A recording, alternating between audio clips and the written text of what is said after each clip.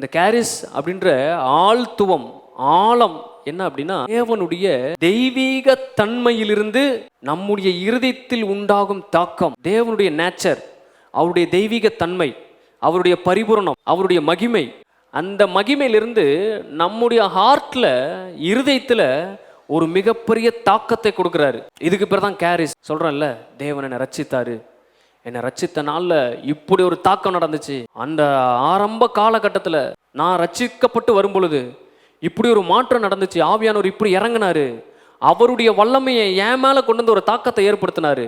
அன்னைக்கு மாறினவன் தான் பிரதர், 40 வருஷமா அவரையே பிடிச்சிட்டு இருக்கேன். அன்னைக்கு மாறினவன் தான் சர்ச்சில் இன்னைக்கும் நான் சர்ச்சை விட்டு போகாமல் இருக்கேன். அதுதான் கிருபையின் சந்திப்பு. அந்த தாக்கம் எங்கிருந்து வந்துச்சு? தேவனுடைய சுபாவம், தேவனுடைய தெய்வீகத்திலிருந்து வருது. அந்த தெய்வீகத்தை ஒவ்வொரு நாளும் உங்களுக்காக கொடுத்துட்டு இருக்காரு. நம்ம என்ன நினைக்கிறோம்னா, 40 வருஷத்துக்கு முன்னாடி கொடுத்தாரு, அப்புறம் ஆளை காணோம், எங்கே போனாருன்னு தெரில, இப்போ அடுத்தது எப்பாச்சும் வருவாரான்னு யோசனை பண்ணிருக்கேன் அப்படின்னு நினைக்கிறோம். ஆனால் 40 வருடங்களுக்கு முன்பாக கொடுத்தது எதற்காக அப்படின்னா, இன்று முதல் நான் உன்னை ஆசீர்வதிப்பேன், இன்று முதல் உன்னை ஆசீர்வதிப்பேன்றக்கு அடையாளமே என்ன அப்படின்னா, அந்த தெய்வீக தாக்கம், அந்த தெய்வீக என்கவுண்டர், அந்த தெய்வீக பரிமாற்றம் ஒன்று உங்கள்கிட்ட சொல்ல வருது. இன்று முதல் நீ தேவனால் ஆசீர்வதிக்கப்பட்டவன்.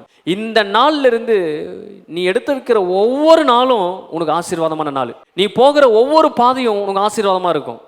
இடையில பிசாசு குறுக்கிட்டு தீமைகளை கொண்டு வந்தாலும் தம்மை நேசிக்கிறவர்களுக்கு அந்த தீமைகள் எல்லாவற்றையும் நன்மையாக அவர் மாற பண்ணுவார்.